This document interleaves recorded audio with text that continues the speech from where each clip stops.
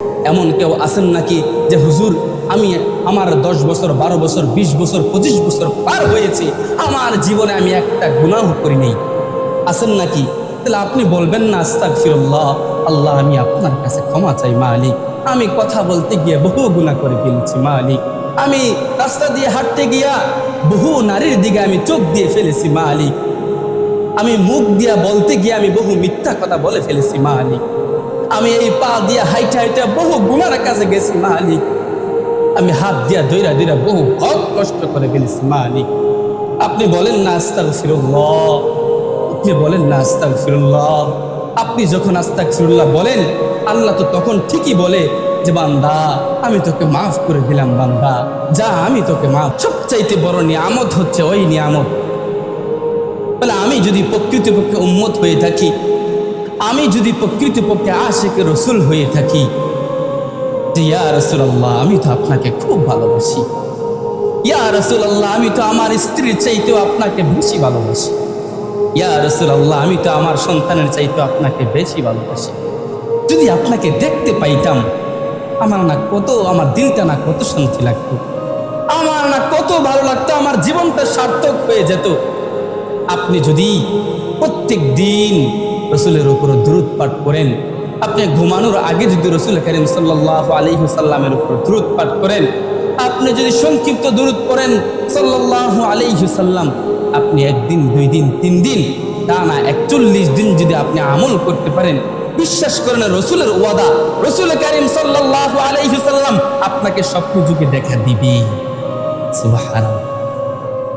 আশিকে রাসূল উবাই ইবনে কাব যখন শুনছে যে আল্লাহ বলছে তুমি কোরআন তেলাওয়াত করতে, আল্লাহ বলছে তুমি কোরআন তেলাওয়াত করতে, তখন উবাই ইবনে কাব ডাইরেক্ট কান্না করে বলতেছে, ইয়া রাসূলুল্লাহ আমার কথা বলছে? হ্যাঁ তোমার কথা বলছে। আমার কথা বলছে? বলে হ্যাঁ তোমার কথা বলছে। ইয়া রাসূলুল্লাহ আমার কথা বলছে? বলে হ্যাঁ তোমার কথা বলছে। উবাই ইবনে কাব কান্না করতে লাগলেন যে একজন বান্দার কাছে এর চাইতে পাওয়ার আর কি আছে? সুবহানাল্লাহ বলতেন না? আমরা তো আশিকে রসুল, আমরা তো নবীকে ভালোবাসি, আমরা তো বলি ইয়া রাসূলুল্লাহ আপনাকে আমরা বহু ভালোবাসি, আমার জীবনের চাইতে আপনাকে ভালোবাসি। তো রসুল যদি আমাকে দেখতে আসে, রসুল যদি আমার কাছে আসে, তখন এর চাইতে পাওয়া আর কি আছে বলেন? কারণ নাই। পৃথিবীর মধ্যে যত বেজাল আছে, যত ত্রুটি আছে, যত সমস্যা আছে, সকল সমস্যার চাইতে আপনি ঊর্ধ্বে, আপনি পবিত্র, আপনি পবিত্র, আপনি পবিত্র। আপনি যখন বলেন আলহামদুলিল্লাহ, আল্লাহ আপনি সমস্ত প্রশংসার মালিক, আল্লাহ সমস্ত প্রশংসা আপনার জন্য। আমি যে এখন শ্বাস নিলাম, এই শ্বাস নেওয়ার অধিকার আপনি দিয়েছেন, আমি যখন শ্বাস ফেলাইলাম, এই শ্বাস ফেলানোর অধিকার আপনি দিয়েছেন। ইয়া আল্লাহ আমি যখন কথা বলতেছি, এই কথা বলার অধিকার আপনি দিয়েছেন। আমি যখন মুখ বন্ধ করে ঘুমাই, এই ঘুমার মাধ্যমে শ্বাস যখন আমি নেই, এই শ্বাস নেওয়ার অধিকার আপনি দিয়েছেন। আপনি বাদে আমাকে খাওয়ানোর কেউ নাই, আপনি বাদে আমাকে পালনের কেউ নাই, আপনি বাদে আমাকে লালনের কেউ নাই। হাঁটতে বইতে উঠতে চলতে ফিরতে সব সময় যখন নবীর প্রেমে, নবীকে ভালোবাসা, নবীর মহাব্বত অন্তরে রাইখা কোনো উম্মত যখন বারবার পড়ে সাল্লাল্লাহু আলাইহি ওয়াসাল্লাম, যেই কোনো দুরূদ যখন কোনো উম্মত তার ঠোঁটের আগায়, জিহ্বার আগায় সব সময় রাখে, আল্লাহর রাসূল সাল্লাল্লাহু আলাইহি ওয়াসাল্লাম বললেন, ও আমার উম্মতেরা তোমরা শোনো, কাল হাসরের ময়দানে যেই সময় হযরত আদম আলাইহিস সালাম বলবেন ইয়া নফসি ইয়া নফসি ইয়া নফসি, মুসা কালিমুল্লাহ বলবেন ইয়া নফসি, হে আল্লাহ আমাকে বাঁচান, আমাকে বাঁচান, আমাকে বাঁচান, আমাকে শাফায়াত। হযরত ঈসা আলাইহিস সালাম যখন বলবেন ইয়া নফসি ইয়া নফসি, আল্লাহ আমাকে এই হাসরের ময়দান থেকে পার করে মাফ করে দেন। ইব্রাহিম খলিলুল্লাহ যখন বলবে ইয়া নফসি ইয়া নফসি, মানুষ যখন পাগলের মতো ছুটতে থাকবে, বলে কেমন পাগল? বলে এমন পাগল তার পরনে কাপড় আছে নাকি নাই সেটাও জানে না। বলে কেমন পাগল? বলে এমন পাগল, দুনিয়ার জমিনে তার কোনো সন্তান ছিল কিনা সেটাও সে ভুলে যায়।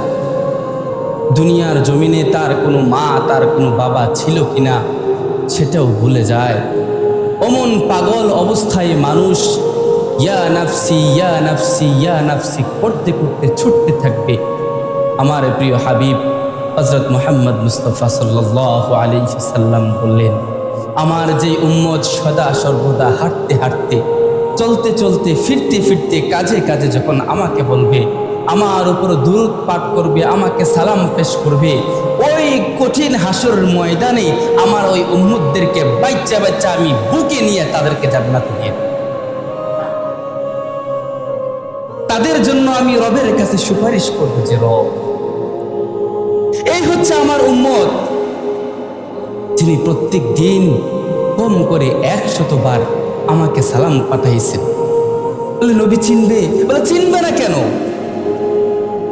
আল্লাহর রাসূল সাল্লাল্লাহু আলাইহি ওয়াসাল্লাম তো বলেছেন, ও আমার সাহাবারা তোমরা শুনো, আমি দুনিয়ার জমিন থেকে যখন আমি উফাত গ্রহণ করব, ওই সময় যখন তোমরা আমাকে সালাম দিবা, আমার কোন উম্মত যখন আমাকে সালাম দিব, আমার কোন উম্মত যখন বলবে আসসালাতু আসসালামু আলাইকা ইয়া রাসূলুল্লাহ, আমার কোন উম্মত যখন বলবে আসসালাতু আসসালামু আলাইকা ইয়া হাবিবাল্লাহ, তখন ফেরেশতারা আমার কাছে গিয়ে বলবে, ইয়া রাসূলুল্লাহ, বাংলাদেশের টনকি গ্রামের এমক মিয়ার ছেলে এমক আপনার শানে সালাম পাঠাইছেন, আপনি গ্রহণ করেন। সুবহানাল্লাহ বলতেন না? আরে মিয়া, আপনি একজন ব্যক্তিকে জীবনে কোনো দিন দেখেন নাই, তাকে আপনি কোনো দিন দেখেন নাই, হঠাৎ করে সে আমাদের টনকি গ্রামে এই মহল্লাতে আগমন করছেন।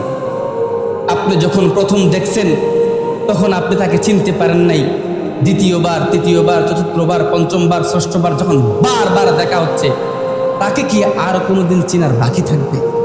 বলেন। রাসূল করিম সাল্লাল্লাহু আলাইহি সাল্লামের কোটি কোটি উম্মত, লক্ষ লক্ষ উম্মতের মধ্যে যখন আপনি যখনই বলেন সাল্লাল্লাহু আলাইহি সাল্লাম, তখনই যখন গিয়া বলে, আমি যখন বললাম যে সাল্লাল্লাহু আলাইহি সাল্লাম, ফেরেশতারা আমার এই সালামটাকে নিয়ে রাসূল করিম সাল্লাল্লাহু আলাইহি সাল্লামের সামনে গিয়া বলবে, ইয়া রাসূলুল্লাহ, টনকি গ্রামের মোহাম্মদ জামাল মিয়ার ছেলে মোহাম্মদ ইমাম হাসান আপনার নামে দ্রুত পাঠ করছে, আপনার নামে সালাম পেশ করছে, আপনি গ্রহণ করেন। আপনি বলেন, আমি যদি প্রত্যেক দিন কমপক্ষে 112 দ্রুত পাঠ করি, রাসূল কি আমাকে চিনতে বাকি থাকবে? বলেন না কেন বাকি থাকবে?